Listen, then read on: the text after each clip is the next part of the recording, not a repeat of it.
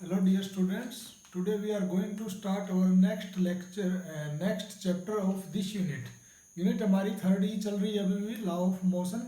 लेकिन अब हम इसके सेकंड चैप्टर की तरफ बढ़ते हैं जिसमें फ्रिक्शन और सर्कुलर मोशन के क्या डायनेमिक्स होते हैं उसके बारे में स्टडी करेंगे। तो फर्स्ट ऑफ ऑल हम फ्रिक्शन से शुरू करेंगे कि फ्रिक्शन क्या चीज़ है, कैसे ये आया, इसके पीछे क्या क्या थ्योरीज हैं, कौन ठीक है कौन गलत है। उसके बाद फिर क्या लॉ है उसके लिए जब वो अप्लीकेबल होता है, लॉ ऑफ फ्रिक्शन जिसको बोलते हैं। और फिर हम धीरे धीरे करके सर्कुलर मोशन के सारे डायनेमिक्स के बारे में स्टडी करेंगे। So this is second chapter of third unit, name is friction and dynamics of circular motion. Third unit second chapter, friction and dynamics of circular motion.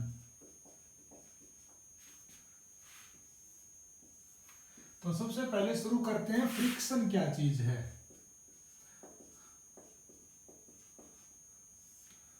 Friction actual में क्या है, ये एक वो अपोजिंग फोर्स है कि आप कुछ भी करना चाहो ये आपका अपोज करेगा, उसका नाम है फ्रिक्शन। भाई आप आगे जाना चाहते हो, ये आपको आगे नहीं जाने देगा, पीछे की तरफ लग जाएगा। आप पीछे जाना चाहते हो तो आपको ये पीछे नहीं जाने देगा, अपने आप ही पता नहीं भगवान ने इसको क्या दिया है ऐसा कि ये आगे लगना शुरू कर देगा। कोई चीज़ खड़ी है उसको आप चलाना चाहते हो, जैसे एक गाड़ी खड़ी है सड़क पे, आप पीछे से धक्का लगाते हो उसके ऊपर, वो चलती नहीं है। क्यों? क्योंकि फ्रिक्शन है। अगर फ्रिक्शन नहीं होता वो गाड़ी चल पड़ती, अपने आप चल पड़ती। तो फ्रिक्शन क्या एक ऐसी चीज है कि आप आगे से धक्का लगाओगे तो वो उस गाड़ी को पीछे नहीं जाने दे रहा, आप पीछे से धक्का लगा रहे हो तो उस गाड़ी को वो आगे नहीं जाने दे रहा। तो वो एक अपने आप आ जाने वाली ऐसी inherent property of any material है कि ये दो सरफेसिस के बीच में लगने वाला वो फोर्स है which will always oppose to the motion. आप जिस भी डायरेक्शन में मोशन करवाना चाहते हो ये हमेशा उसके अपोजिट डायरेक्शन में लगता है। तो friction is an opposing force, it always act in opposite direction of motion। ये हमेशा अपोजिट डायरेक्शन में लगता है। जैसे एक सरफेस ये है, इसके ऊपर ये बॉडी रखी हुई है, हम अगर इस बॉडी को उधर ले जाना चाहते हैं इधर से फोर्स लगा के, तो इसके अंदर इन दोनों सरफेसिस के बीच में एक ऐसा अपोजिंग फोर्स आ जाएगा अपने आप जो कि इसको इधर जाने नहीं देगा, जिसका नाम है फ्रिक्शन फोर्स। और अगर इधर से लगाओगे तो फ्रिक्शन फोर्स अपने आप उधर जनरेट हो जाएगा, that is also friction force. अब ये फ्रिक्शन क्या चीज है, क्यों है? तो इसकी एक्चुअल में दो थ्योरीज बनाई गई। सबसे पहले जो थ्योरी बनाई गई फ्रिक्शन के बारे में बताया गया, ये बताया गया कि अगर एक सरफेस रफ है, रफ मतलब उसका क्या है, उसकी जो सरफेस के जो ऊपर के किनारे वो इरेगुलर हैं, उसको हम रफ सरफेस बोलते हैं। तो ये बताया गया कि फ्रिक्शन जो है वो उसकी रफनेस की वजह से है। जो सरफेस जितना ज्यादा रफ होगा वो उतना ही ज्यादा, मतलब समझो कि उसका फ्रिक्शन ज्यादा होगा। तो दिस इज ओल्ड थ्योरी। तो पहले हम इसके बारे में बात करते हैं, old theory of friction. According to this theory, friction is due to roughness of the surface।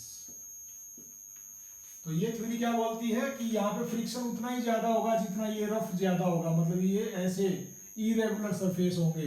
तो जैसे एक सरफेस ये ऐसा है, मैं ये इतना बड़ा इरेगुलरिटीज होती नहीं है, आपके समझाने के लिए मैं ऐसे बड़ा बड़ा बना रहा हूँ, इनके बीच में ये जो इरेगुलरिटीज है। तो इस ओल्ड थ्योरी के अकॉर्डिंग क्या है कि जो दूसरा सरफेस आएगा वो भी इरेगुलर है, मतलब रफ है, तो उसकी इरेगुलरिटीज और इसकी इरेगुलरिटीज एक दूसरे में ऐसे फंस जाएंगी। और जब हम इसको चलाने की कोशिश करेंगे, देखो ये जो इरेगुलरिटीज छोटी छोटी थी मैंने इनको बड़ा बना के दिखाया है, तो ये जब चलने की कोशिश करेंगी, मान लिया ये रेड वाला उधर जाना चाहता है इस ब्लैक वाले के कंपैरिजन में, तो ये एक दूसरे पे फोर्स लगाएंगी और ये फोर्स उतना ही होगा जितना फ्रिक्शनल फोर्स होता है, तो ये इनको जाने नहीं देगा। ठीक है जी, लेकिन समस्या क्या आई, अब इस थ्योरी के अकॉर्डिंग तो ऐसा प्रतीत होता है कि जितना ज्यादा सरफेस एरिया कांटेक्ट में होगा उतना ही ज्यादा फ्रिक्शन होना चाहिए, ऐसा अपीयर होता है। लेकिन एक्चुअल में प्रैक्टिकली क्या पाया गया कि एरिया बढ़ भी जाता है कई बार, दो सरफेसेस बहुत लंबे चौड़े हैं, दोनों का सरफेस एरिया बहुत ज्यादा है, लेकिन उनके बीच फ्रिक्शन कम होता है। लेकिन ये थ्योरी से तो ऐसा अपीयर होता है, प्रतीत होता है कि जितना ज्यादा एरिया होगा उतना ही ज्यादा फ्रिक्शन होगा। ये अपीयर ऐसा करती है, हमारे को ऐसा मैसेज देती है कि जितना ज्यादा एरिया होगा उतना ही फ्रिक्शन ज्यादा होगा। लेकिन प्रैक्टिकली क्या पाया गया कि एरिया ज्यादा होने पर भी फ्रिक्शन ज्यादा नहीं होता, ये एक पाई गई बात। दूसरी बात क्या पाई गई कि कई बार बहुत ही एक्स्ट्रा स्मूथ सरफेस है, बिल्कुल स्मूथ सरफेस है, और वो स्मूथ सरफेस दूसरे स्मूथ सरफेस के ऊपर जब हम टच करते हैं तो वहां पर भी फ्रिक्शन पाया गया। फॉर एग्जांपल जैसे एक चिकना फर्श होता है, उसके ऊपर कभी कभी हमारी चप्पल चिपक जाती है, आपने ऐसा देखा होगा। जब हम नई चप्पल लेके आते हैं और नया जब फर्श होता है तो दोनों ही क्या होता है, बहुत ही ज्यादा स्मूथ होते हैं। उस टाइम पे आप देखते होगे कि वो ऐसे उसको छोड़ती ही नहीं है, तो वहां पर तो रफनेस नहीं है। लेकिन ये थ्योरी कहती है कि रफनेस ज्यादा होगी तो फ्रिक्शन ज्यादा होगा, लेकिन ये तो अपोजिट हो गया। तो कहने का मतलब एरिया बढ़ने से प्रैक्टिकली ये पाया गया कि जो फ्रिक्शन है वो नहीं बढ़ता है। दूसरी बात, एक्स्ट्रा स्मूथ सरफेस जब कई बार होते हैं एक्स्ट्रा स्मूथ, वहां पर भी फ्रिक्शन जो है एग्जिस्ट करता है। तो ये ओल्ड थ्योरी का जो व्यू था, इन दोनों बातों में ये गलत साबित होता है।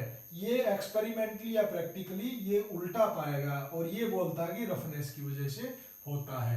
तो अब उसके बाद एक और थ्योरी बनाएगी जिसका नाम है मॉडर्न थ्योरी, या आज के जमाने की जो थ्योरी है जो कि इन सारी बातों का जवाब देती है। तो second is modern theory of friction.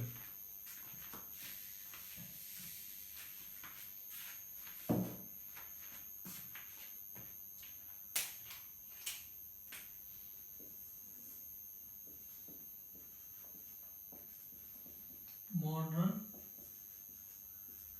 Theory of friction. ये मॉडर्न थ्योरी क्या कहती है कि जो एक रफ सरफेस है और जो दूसरा रफ सरफेस है, उनकी इरेगुलरिटीज जो है वो इस तरीके से एक दूसरे में फंसती नहीं है, बल्कि क्या होता है कि वो एक दूसरे पे ऐसे टिक जाती हैं। एक की इरेगुलरिटी इसके ऊपर, एक की इरेगुलरिटी इसके ऊपर, दूसरे की। तो ये जो मैंने बॉडी बनाई थी और ये एक सरफेस था, यहाँ पे ये जो इरेगुलरिटीज है ना इसके सरफेस में, इरेगुलरिटी का मतलब क्या है, जैसे ये डस्टर है, इसका सरफेस क्या इरेगुलर है, कहीं पे मटेरियल है कहीं पे नहीं है, ये यहाँ पे इरेगुलरिटी कम है, तो इसके कंपैरिजन में ये स्मूथ है, तो इरेगुलरिटी का ये मतलब है। तो ये जो इरेगुलरिटीज है मैंने इनको बड़ा बड़ा बना के दिखा दिया। ओल्ड थ्योरी तो ये कहती थी कि ये इरेगुलरिटी एक दूसरे में फंस जाती है, लेकिन मॉडर्न थ्योरी क्या कहती है कि ये एक इरेगुलरिटी का जो किनारा है, ऊपर जो पीक है, दूसरे ऊपर वाले की जो इरेगुलरिटी की पीक है वो एक दूसरे से टच कर जाती है, और ये जो पूरा इसका लोड था, फोर्स था, वो इस थोड़े से एरिया के ऊपर आ जाता है। हमें तो ये लगता है कि ये पूरी बॉडी जो है इस पूरे सरफेस पे टिकी हुई है, लेकिन एक्चुअल में ऐसा नहीं है। एक्चुअल में क्या है, इस पूरी बॉडी का जो वेट है वो इन सिर्फ पीक पॉइंट के ऊपर ही रखा हुआ है, और ये एरिया तो जो है एक्चुअल में बहुत ही कम है, जो हमें अपीयर होता है। जैसे ये बॉडी है, आपको तो ऐसे अपीयर होगा कि ये सरफेस पे पूरा टिका हुआ है, लेकिन इसकी जो इरेगुलर पॉइंट्स है ना वो इस नीचे वाले के इरेगुलर पॉइंट्स पे ही टिके हुए हैं, तो वो जो एक्चुअल एरिया वो बहुत ही कम होता है, ये इन पॉइंट्स का एरिया, और ये पूरा लोड इनके ऊपर लगा हुआ है। तो हमें पता है कि pressure is equal to force per unit area. अब अगर ये एरिया बहुत ही कम होगा तो ये प्रेशर बहुत ज्यादा एग्जिस्ट हो जाएगा। तो इसका मतलब मॉडर्न थ्योरी क्या कहती है, मॉडर्न थ्योरी ये कहती है कि ये जो फ्रिक्शन है ये इस प्रेशर की वजह से है, और इस प्रेशर का नाम रख दिया एडहेसिव प्रेशर। अडहेसिव का मतलब कोहेसिव और एडहेसिव दो वर्ड्स आपने सुने होंगे। कोहेसिव प्रेशर लगता है दो सेम बॉडी के बीच में, अडहेसिव लगता है डिफरेंट बॉडी के बीच में। तो ये अलग बॉडी है और ये सरफेस अलग है, तो इनके बीच में जो ये प्रेशर लगता है, इस प्रेशर की वजह से फ्रिक्शन होता है, ये मॉडर्न थ्योरी कहती है। और इसने ये दोनों कंफ्यूजन हमारे सोल्व कर दिए। फर्स्ट कंफ्यूजन क्या था कि एरिया बढ़ने से फ्रिक्शन जो है, ये इस थ्योरी के हिसाब से तो ये था कि एरिया बढ़ेगा तो फ्रिक्शन बढ़ेगा, लेकिन प्रैक्टिकली क्या पाएगा कि एरिया बढ़ेगा तो फ्रिक्शन घटेगा, और यहाँ पे प्रूफ भी हो गया। एरिया जैसे जैसे बढ़ेगा तो प्रेशर क्या हो जाएगा, कम हो जाएगा, और प्रेशर कम हो जाने से फ्रिक्शन भी कम हो जाएगा। तो एरिया बढ़ेगा तो उससे क्या हो जाएगा, प्रेशर कम हो जाएगा, और प्रेशर के कम हो जाने से फ्रिक्शन भी कम हो जाएगा। पहली बात का जवाब आ गया। दूसरी बात जो वहां पे कॉन्ट्राडिक्टरी थी कि एक्स्ट्रा स्मूथ सरफेस अगर है, एक्स्ट्रा स्मूथ, तो एक्स्ट्रा स्मूथ सरफेस यहाँ पे तो क्या था कि एक्स्ट्रा स्मूथ सरफेस में भी फ्रिक्शन होता है, लेकिन ये थ्योरी क्या कहती है कि अगर बहुत ही रफ सरफेस है तो भी फ्रिक्शन होगा, एक्स्ट्रा स्मूथ में नहीं होगा। लेकिन प्रैक्टिकली क्या पाया गया कि एक्स्ट्रा स्मूथ सरफेस में भी फ्रिक्शन होता है। तो एक्स्ट्रा स्मूथ सरफेस का मतलब क्या है कि उस केस में ये जो पार्टिकल्स हैं पास पास में आ जाएंगे, ये इरेगुलर पॉइंट्स, तो उस सिचुएशन में फोर्स बढ़ जाएगा, फोर्स विल इंक्रीज। और फोर्स अगर इंक्रीज हो जाएगा तो इस फार्मूला से देख के आपको पता चल रहा है प्रेशर इंक्रीज हो जाएगा, और प्रेशर अगर इंक्रीज हो जाएगा एडहेसिव प्रेशर, तो फ्रिक्शन फोर्स विल इंक्रीज। तो ये दोनों जो कंफ्यूजन ओल्ड थ्योरी में थे वो मॉडर्न थ्योरी में सॉल्व हो गए। इसलिए आज के बाद आपने क्या याद रखना है कि फ्रिक्शन किस वजह से होता है, फ्रिक्शन होता है एडहेसिव प्रेशर की वजह से। जो एक बॉडी का कुछ रफनेस है, उसके जो रफनेस के ऊपर के जो पीक पॉइंट है वो दूसरे सरफेस के ऊपर जब टिकती है, तो वो जो रफ पॉइंट है, जो पीक है, वो उस सरफेस के पीक के साथ मिल जाते हैं, टिक जाते हैं, और यहाँ पे ये जो एडहेसिव प्रेशर लगता है उसकी वजह से फ्रिक्शन होता है। अब इसमें ऐसा क्या हो जाता है कि इतना ज्यादा प्रेशर अगर ये लग गया तो क्या हो जाता है कि ये एक दूसरे से चिपक जाते हैं, क्योंकि बहुत ही ज्यादा फोर्स इस थोड़े से एरिया पे लगा हुआ है, इन छोटे छोटे पॉइंट्स पे, और ये इतने ज्यादा चिपक जाते हैं कि जिसको हम बोलते हैं वेल्ड हो जाना, कोल्ड वेल्ड। क्योंकि कोई टेम्परेचर नहीं दे रहे हम, ये सिर्फ इसके वजन की वजह से, वेट की वजह से एक दूसरे से चिपक गए, तो इसलिए इसका नाम है कोल्ड वेल्ड। तो ये कोल्ड वेल्ड हो जाते हैं, जुड़ जाते हैं, और जब हम इसको चलाने की कोशिश करते हैं तो ये वेल्डिंग टूटनी चाहिए। वेल्डिंग वर्ड आपको बहुत बड़ा लगता होगा, आप सोचते होंगे कि वेल्डिंग का मतलब तो सब कुछ चिपक गया, लेकिन ऐसा नहीं है। किसी भी दो सरफेसिस को जोड़ना उसको टेक्निकल लैंग्वेज में वेल्ड ही बोलते हैं। तो ये ऐसे चिपक जाते हैं, मतलब एक के ऊपर दूसरा जब ये ऐसे टिकता है तो ये चलने नहीं देता है इसको, और उसी को फ्रिक्शन बोलते हैं। तो फ्रिक्शन का पूरा प्रोसीजर क्या बन गया, friction is due to adhesive pressure between two surfaces. क्यों होता है, because these two surfaces welded together in a cold procedure. मतलब कोई टेम्परेचर देने की जरूरत नहीं है, सिर्फ फोर्स की लोड की वजह से वो एक दूसरे से चिपक जाते हैं, और वो चिपकते हैं ड्यू टू एडहेसिव प्रेशर। तो ये फ्रिक्शन है। और फ्रिक्शन चीज क्या है, ये अपोजिशन टू द मोशन है। अब फ्रिक्शन में हम आगे बढ़ते हैं।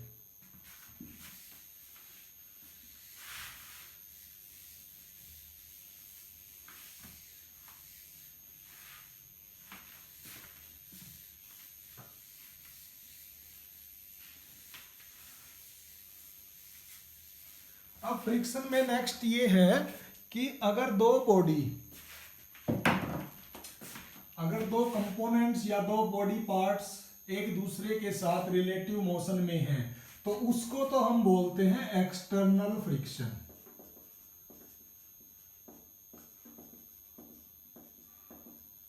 और अगर कहीं पे ऐसा है कि इसके ऊपर ये ऐसे लिक्विड भरा हुआ है, ऑयल है, ग्रीस है, कोई भी लिक्विड है, इवन वाटर है, और अगर ये चलता है तो पहले ऊपर की लेयर्स आएगी फिर नीचे की लेयर, ऐसे होता है।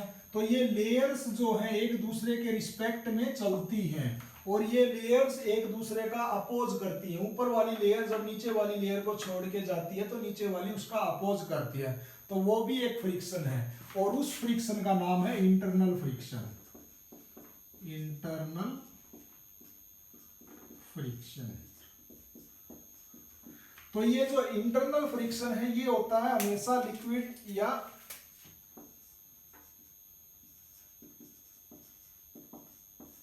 गैस, जिसको दोनों को मिला के हम कह सकते हैं fluid.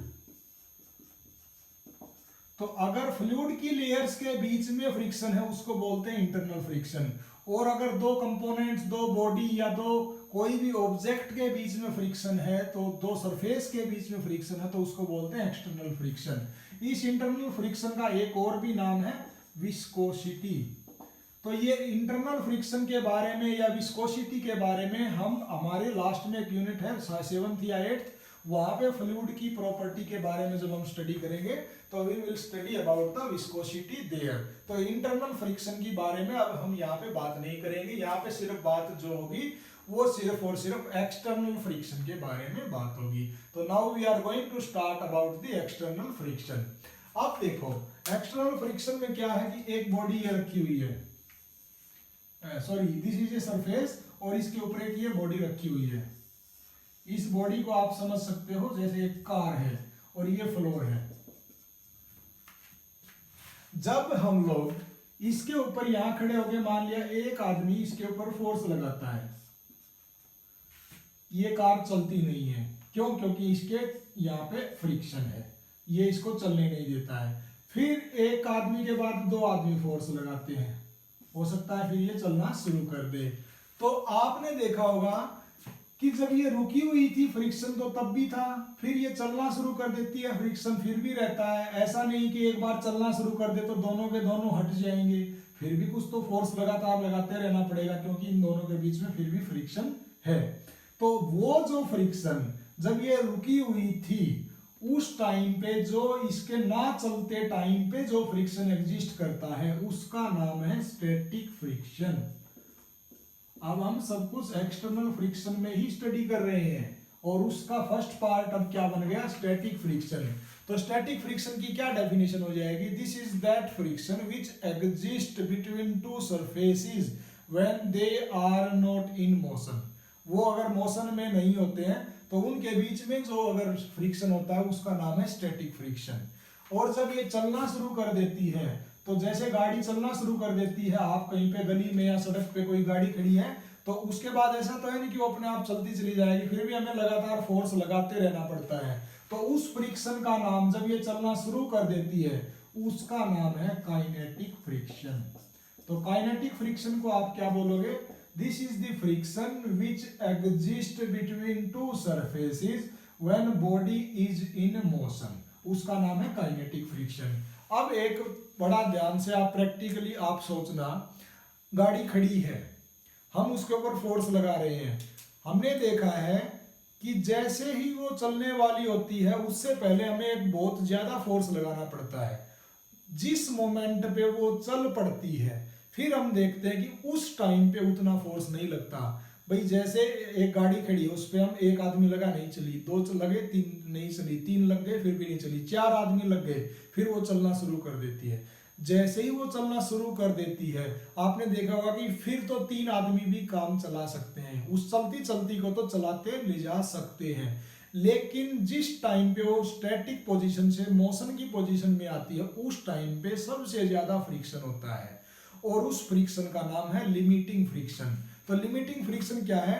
This is maximum value of static friction, इसी का नाम है लिमिटिंग फ्रिक्शन। तो ये कब होता है? ये उस पॉइंट पे होता है जब कोई बॉडी स्टैटिक पोजीशन से, रेस्ट पोजीशन से मोशन में लाने के लिए जो सबसे ज्यादा अपोज कर रही होती है उसका नाम होता है लिमिटिंग फ्रिक्शन। तो इन दोनों के बीच में एक आ गया लिमिटिंग फ्रिक्शन और ये है काइनेटिक फ्रिक्शन। तो स्टैटिक फ्रिक्शन जब ये बिल्कुल खड़ी हुई है उस टाइम पे जो फ्रिक्शन स्टैटिक फ्रिक्शन, जब ये चलना शुरू कर देती है काइनेटिक फ्रिक्शन। चलना जस्ट जब शुरू करती है उस टाइम पे जो मैक्सिमम वैल्यू है स्टैटिक फ्रिक्शन की, उसका नाम है स्टैटिक लिमिटिंग फ्रिक्शन। इसको अगर ग्राफ में हम शो करना चाहें तो कैसे कर सकते हैं? मान लिया मैं इधर बना देता हूं, this is representing friction and this is representing applied force। तो हम बॉडी के ऊपर फोर्स लगाते जाते हैं। कब तक लगाएंगे? जब तक लिमिटिंग फ्रिक्शन ना आ जाए। उसके बाद जब बॉडी चलना शुरू कर देती है तो आपका जो अप्लाइड फोर्स है वो अगर थोड़ा सा कम भी लगाएंगे तो भी उसके ऊपर वो गाड़ी चल पड़ेगी।